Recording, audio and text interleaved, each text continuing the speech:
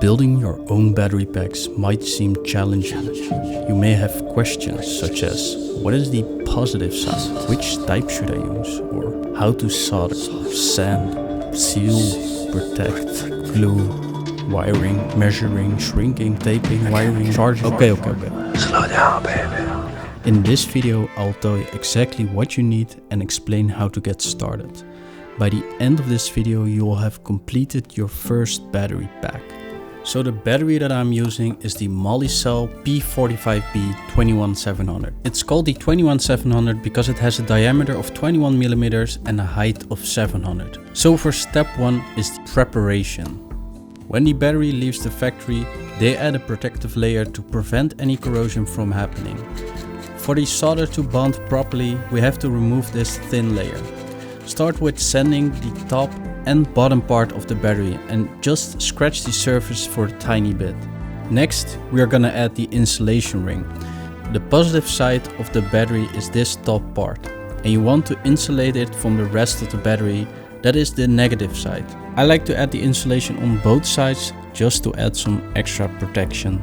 If you've done that to all of your 6 batteries, it's time to add the PVC sleeve and heat shrink them. I use a regular blow dryer because it gets hot enough but doesn't heat your battery too much. The next step is preparing the batteries for soldering. I highly recommend using flux as this will help even out your solder and also help spreading out the heat more. I'll link all the used products in the description. I recommend using a thick wire of solder, but if you only have a thin wire just like me, adding enough will do the job as well. I solder at a temperature of 450 degrees Celsius or 842 degrees Fahrenheit. Try to touch your batteries for as short a time as possible, as this can transfer a lot of heat. When you're done, it should look similar to this. Now we are gonna wrap them and combine them into pairs. I'm using the polyimide temperature resistance tape.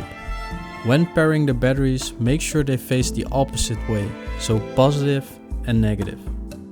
Make sure the tape touches the other battery, as this will provide for an extra layer of isolation. Do this with the remaining 4 batteries as well.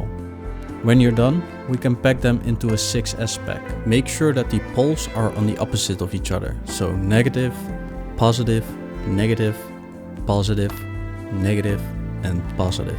Keeping this order in mind, I first pack them into a 4-pack, and after that you can add the remaining pack. Later on we are gonna glue them nicely into place. Now for the soldering, I use a 14 gauge wiring.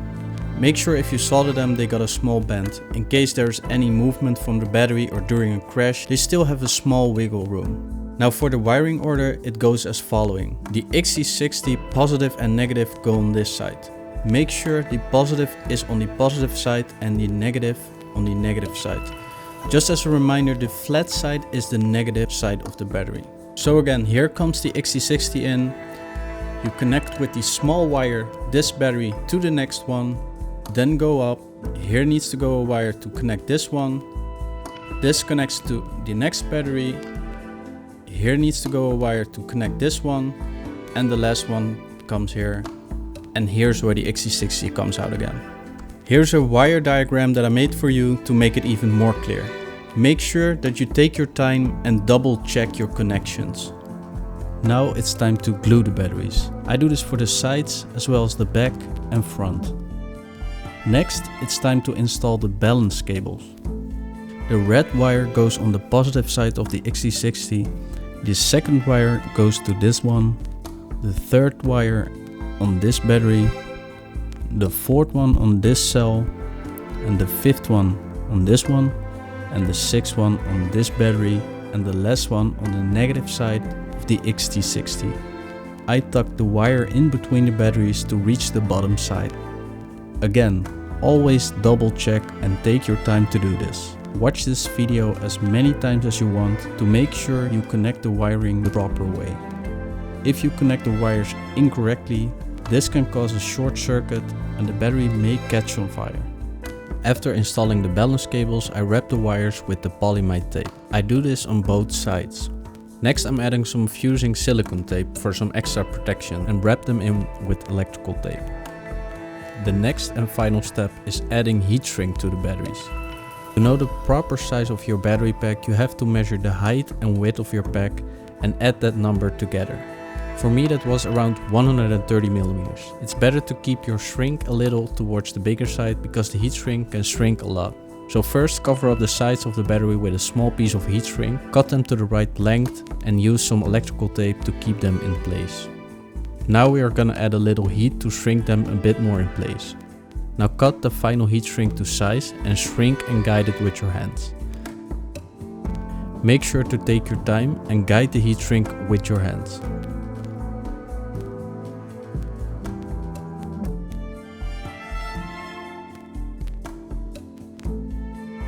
After you're done, your batteries should look something like this. You have completed your own battery pack. The first thing you should do before you charge is checking if all cells are read correctly by the charger. So I hope this video was helpful. If you have any further questions, let me know in the comments or feel free to send me a DM on Instagram. Thanks for watching and I'll see you in the next video.